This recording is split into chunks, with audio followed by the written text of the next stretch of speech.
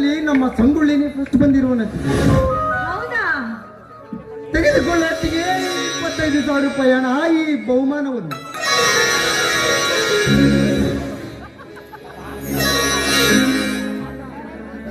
ತಮ್ಮ ಅಂತೂ ಇಂತೂ ನೀನು ಸಂಗೊಳ್ಳಿ ಬಹುಮಾನಲ್ಲದಂತೆ ಬರದಂತಾಯ್ತು ತಮ್ಮ. ಅಣ್ಣ, ನನ್ನ ಕುದುರೆಯನ್ನು ಹಿಂದಾಕಲು ಮೋಸದ ಪಂದ್ಯ ನಡೆದಿತ್ತಣ್ಣ ಆ ನರವ್ಯಾಘ್ರನ ಹಾಳುಗಳಿಂದ. ಆದರೆ ನನ್ನ ಚಾಣಾಕ್ಷತನದಿಂದ ಅವರನ್ನು ಸೆರೆಬಡಿದು ಈಗಲೂ ನಮಗೆ ಮೊದಲನೇ ಬಹುಮಾನ ಸಿಕ್ಕಿತಣ್ಣ.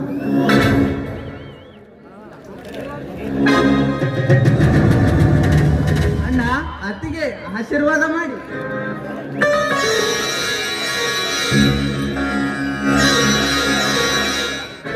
ಎದ್ದೇಳಪ್ಪ ಮೈದುನ, ಆ ದೇವರು ನಿನಗೆ ಒಳ್ಳೆಯದನ್ನೇ ಮಾಡ್ಲಿ.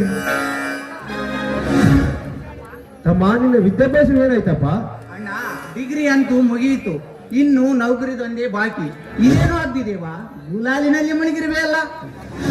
ತಮ್ಮ, ನೀನು ತುಂಬಾ ಕಲಿತವನು, ನಾನು ಕಲಿಯದೇ ಇರುವ ಒಬ್ಬ ಬೆಪ್ಪ. ಅಣ್ಣ ಬೇರೆ ಹೊಲದಲ್ಲಿ ಕೆಲಸ ಹಚ್ಚೋದಿಲ್ಲ, ಖಾಲಿ ಇರಲಾರದೆ ಇದನ್ನು ಮಾಡುತ್ತಿರುವೆ ರವಿ.